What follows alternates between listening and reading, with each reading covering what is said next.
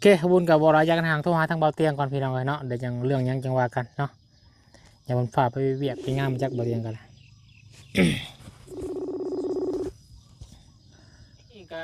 ทางมีขอเองก็มีทั้งเอื้อยเพิ่นอยู่ทั้งต่างประเทศนะเพิ่นฝากมาถามนะว่าเห็นเปิดคลิปขึ้นมาบัดเห็นคลิปทางเบาเตียงเด้งขึ้นแล้วก็ไปเบิ้งแล้วว่ะคือว่าเห็นว่าเกี่ยวกับจากซอยน้องพรผู้ผัวที่ทำยังออกมาบ่ได้แล้วว่านะก็เลยเห็นว่าทางเบาเตียงยังขาดงบหรือว่ายังพ่อหรือว่าจังใดบ่บุญฝากถามเบาเตียงให้ในเด้อเพิ่นว่าโอ้ขาดหลาย ยังขาดหลายอยู่เนาะแต่ว่าทั้งเอ้ยเพิ่นว่าอยากขอซอยส่วนหลังคาก้อนเพิ่นว่า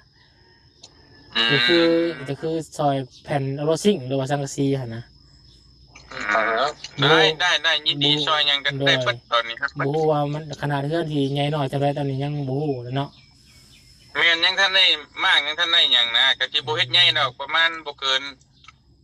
5 คูณ 6หรือประมาณแถวๆนี้เดี๋ยวลืมถามอีกนิดนึงระยะทางไปไหนจักกิโล500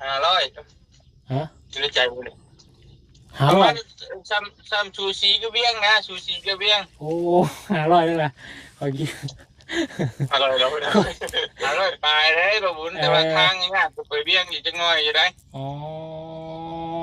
แสดงว่ากายปากกระดิ่งไปไกลเติบเนาะใช่จากปากสั้นใช่จากปากสั้นเขามาพี่มัน6-7 ชั่วโมงป๊าโป้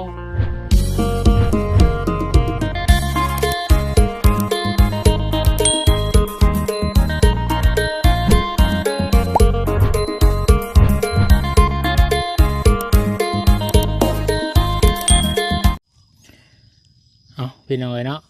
เปิดคลิปเปิดภาพออกมาพี่น้องห่อนคือเก่าเนาะ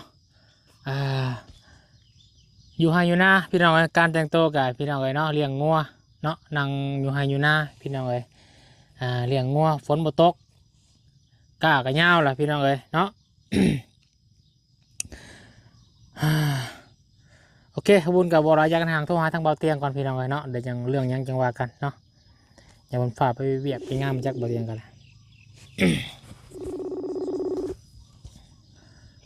โลบ่บุญโลเบาเตียงสบายดีบ่ได้คิดฮอดบ่โอ้ยคิดฮอดแล้วบ่ได้โดนแล้วเนาะอ้าวชวนมานำบ่มายามใดสิลงมานี่ยามใดสิลงมานี่ห่วยเท่าเกี่ยวข้าวพุ่นน่ะลงกินข้าวใหม่โธ่แม่งได้ย่านปีนี้บ่ได้กินข้าวดอกคนก็บ่ตกอยู่นี่อ้าวแสดงว่าขี่มักคะเนียงไทยขี่ก้อนมักไทยขาววนๆอยู่นี่แม่นบ่แม่นลงมาบ้านแล้วบ่ตอนนี้ลงมาแล้วอยู่บ้านอยู่ตอนนี้เลยนี่ได้กินข้าวกินน้ำแล้วบ่ยังอยู่ยังหิวข้าวอยู่เดี๋ยวนี้จะไปกินหยังเลยตอนนี้อัดคลิปอยู่ได้บ่เตียงเด้อขอบใจอันเอาอัดคลิปป่ะโดยอัดคลิปอยู่บ่เตียงสวัสดีพี่น้องเพิ่นเด้อยังกำลังทอนเงินทอนค่ำกันอยู่บ่เนาะกำลังทอนเงินทอนค่ำกันอยู่บ่เพิ่นมาอันน่ะถอนเงินถอนค่ำมันบ่มีเงินหวยเนาะค่าห้องแต่ละมื้อเนาะมันบ่ไหวแล้วมีแต่รายจ่ายว่ะมาพากันมาอึกสึกลึกน้องอยู่เอ้าเนาะเฮ็ดจังได๋ผู้ว่าแล้วพี่น้องไปลายแห่งเปลืองลายแล้วโอ้ยบ่กำลังมาสิไปออกพุ่นแล้วบ่บุญเลยด้วยบ้านชาวพรพุ่นแล้วขึ้นมานำบ่บ้านชาวพรเนาะด้วยเปิดกล้องกันเอายาวอยู่บ่สบายดีพี่น้องมาเด้อ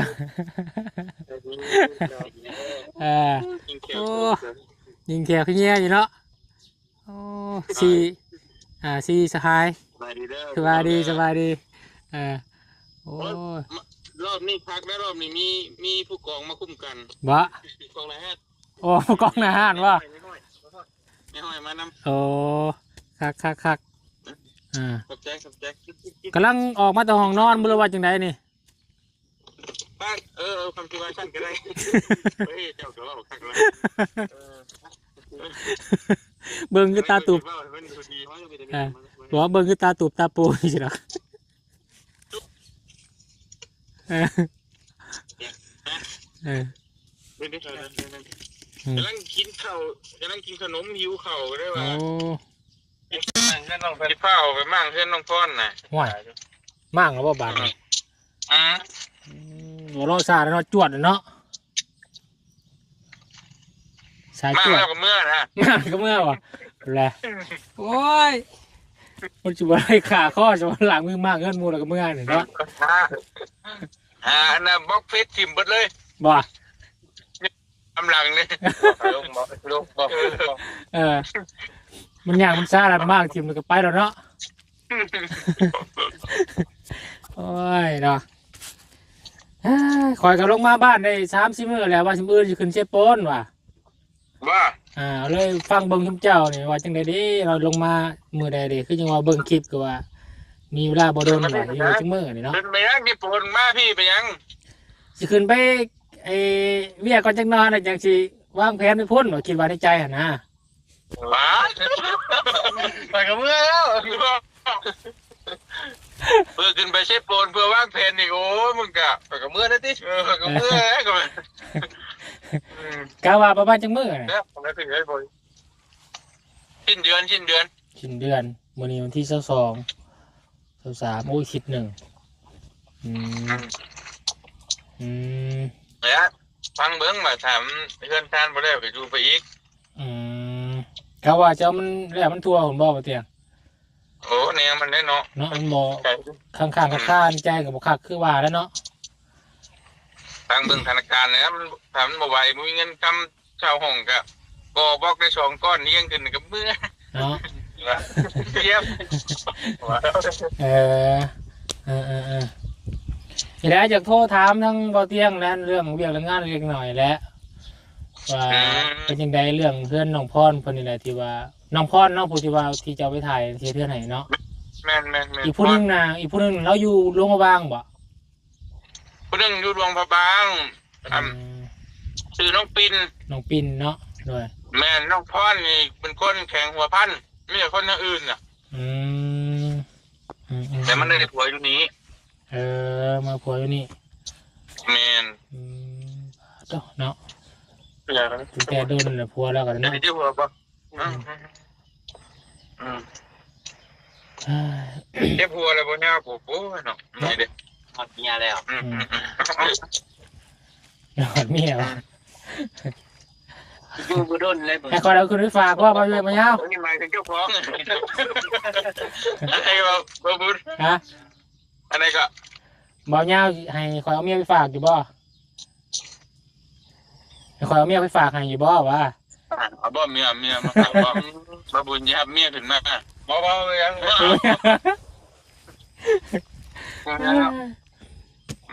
สมัยมึงปัดเต้าบ่ เบิร์ดเสียเมียมา เก่าแล้วถูกยืมให้จัดสิ ไปได้เลยเนาะเราถามมันก่อนบรรยากาศคือกันอยู่บ่กับอยู่เซโปนเนาะ โอ้ยต่างแล้ว ต่างวะ มันคนละเรื่องเลยไอ้โกนน่ะมันแจ้งอยู่ครับคือมืดมันอยู่คือมืดน่ะคือแจ้งนะไปเองบ่ ฝนตกดีป่ะ ชอบกูมือได้ฝน ตกรถ บรรยากาศก็เย็นได้บ่บุญแล้วก่อนนอนบ่ได้เปิดบ่ได้มีนะห้องนะบ่ได้มีก็นอนสบาย คักแท้เนาะบ้านเฮานะมึงเนี่ยนะมาตกทั้งบ้านเฮาได้บอกมาตกทั้งบ้านเฮาเนี่ย น้องประเทศข่าวมันมาจีนนี่ บ่ จุดพุ่นอยู่ จะคือจีนคือยังบ่เนาะพรไซเนาะมันเบาแก้วคือยังใส่เบาแก้วนะ บ่แก้วคือเก่า คือเก่า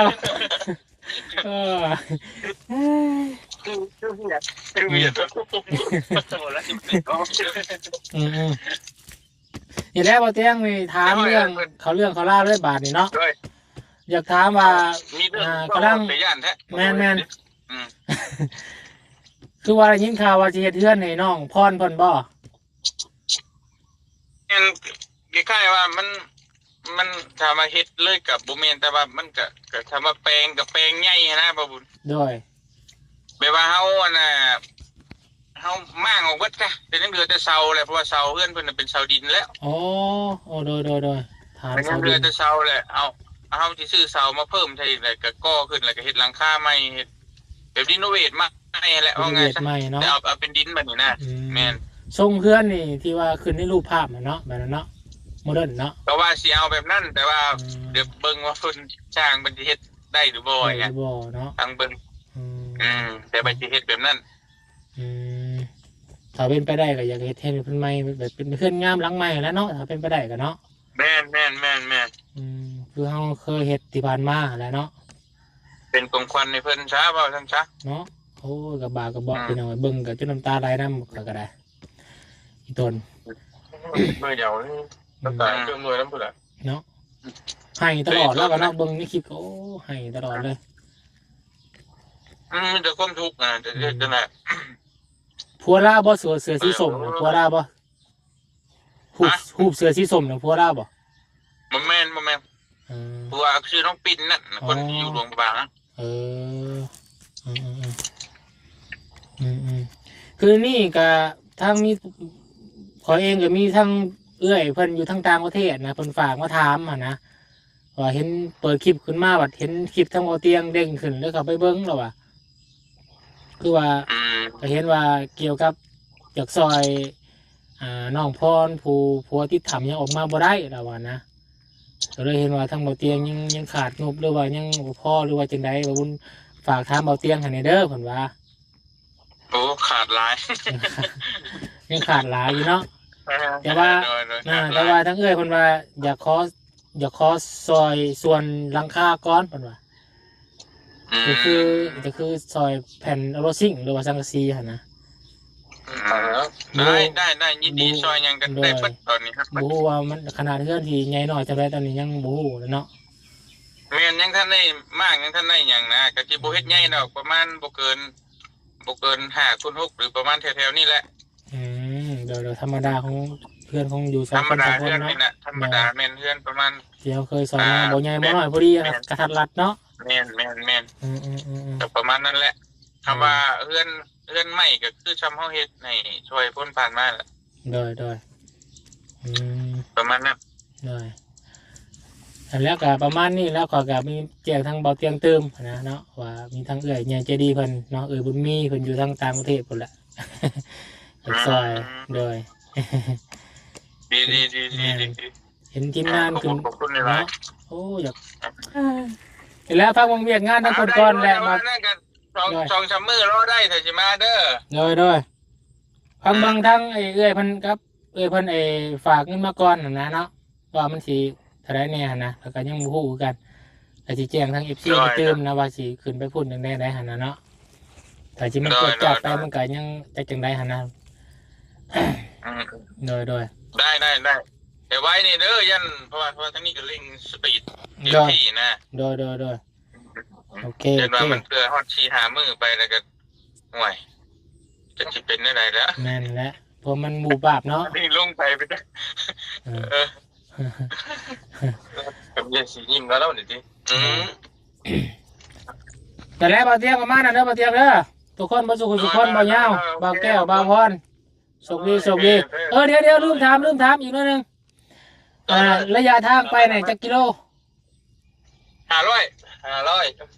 ฮะอยู่ในใจบ่นี่ซ้ำซูชิก็เวียงนะซูชิก็เวียงโอ้500เลยล่ะขอกิน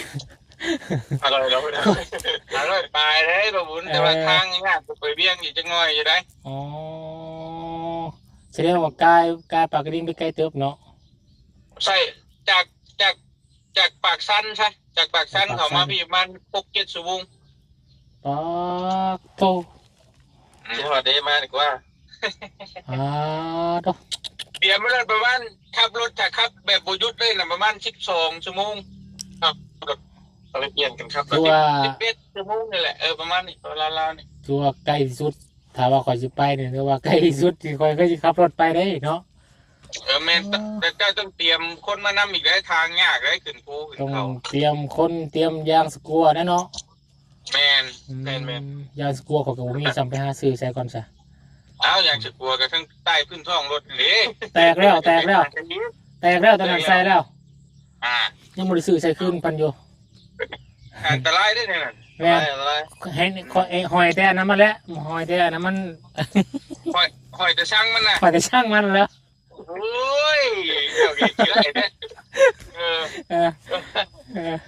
มันแตกด้วยแตกอยู่ที่ตัว ตามมาได้ได้ก็ได้ โอเคบ่เตียงโอเค เดี๋ยว เดี๋ยวขอบใจอะไรเดี๋ยวอยู่ดีแห้งเดินทางปลอดภัยโดยโอเคเจ้าเจ้า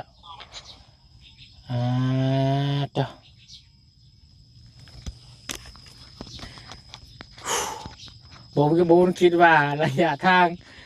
ประมาณกับเซโปนได้พี่น้องเลย500 กว่ากิโลเกือบหอดเวียงเลยพี่น้องเนาะ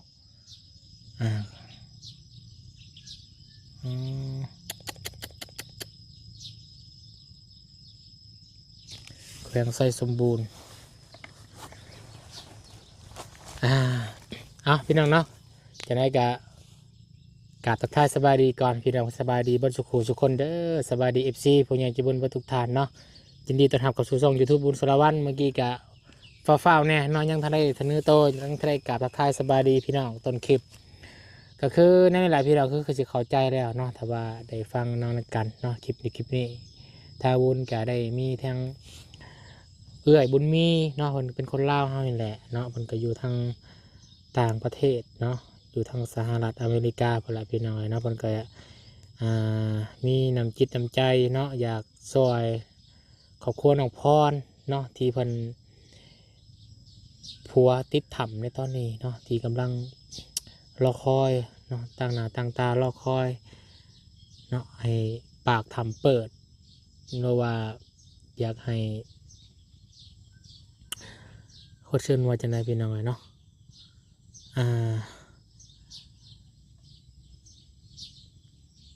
อยากให้ผัวออกมาจากถ้ำนะพี่น้องเนาะอยากให้ทั้งสิ่งที่แนวเห็นหรือว่าสิ่งศักดิ์สิทธิ์เนาะโดนบันดาลเนี่ยผัวออกมาออกจากถ้ำเนาะเพราะได้ยูนลูกในน้อยพี่น้องน้ำลูกกับเมียเห็นแล้วก็ใจต้นลายเนาะลูกเมียให้ชุมือคล้องขาผัวเนาะแต่ว่าผัวจักสิจังไหนแน่ก็ยังบูฮู้อยู่ข้างในนะพี่น้องเลยเนาะปัจยามนี้ก็ยังฝนน้ำก็ท่วมตลอดต่อเนาะนี่แหละทางบุญกะจักสิจังไหนแน่เนาะฟังเบิ่งเนาะบางเมืองสถานการณ์นำกันเนาะถ้าจะขึ้นไปร่วมสมทบกับเบาเตียงกับทางเบิ่งเนาะเพราะว่าทางบุญก็มีงบทางผู้ใหญ่เพิ่นมีเพิ่นมาจากซอยเรื่องหลังคาเฮ็ดเทือนนะครับน้องพรผัวติดถ้ำเนาะแต่ถ้าบุญก็จะขึ้นไปทางเชฟโปนคนเมืองอื่นพี่น้องเลยเนาะขึ้นทางไปเชฟโปนคนเมืองอื่นแล้วก็จังหวะกันเนาะถ้าทางเบียงกำลังเฮ็ดเทือนทางนี้ก็เฮ็ดเทือนกำลังสิเริ่มมากหรือว่าจังใดนี่แหละเนาะเดี๋ยวติดตามเบิ่งน้ำกัน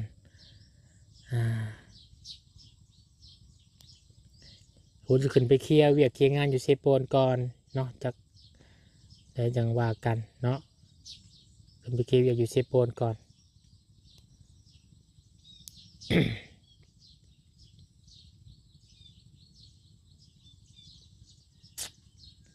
เรื่องตัวจริงกันพี่น้องเลยนอกจากที่ส่วนถ้าว่าไปกับบุญบกล้าไปคนเดียวแน่นอนพี่น้องอย่างส่วนลูกจันบอเนาะหรือว่าสมูคูแต่ละคนนั่นแหละมีใครอยากไปน้ำเนแต่ว่าสมูจะไปฮะนะพี่น้องนะกับเบิ้งกับน้ำกันอีกเท่านึงเนาะว่าอย่างแน่ๆเนาะแต่ว่าพอได้ไปก็จะได้โอนเงินเนาะให้กับทางเบาเตียงเพิ่นเนาะแต่ถามว่าบุญอยากไปว่าอยากไปแต่ว่าพอฟังเบื้องระยะทางไกล500 กว่ากิโล12 ชั่วโมงเนาะ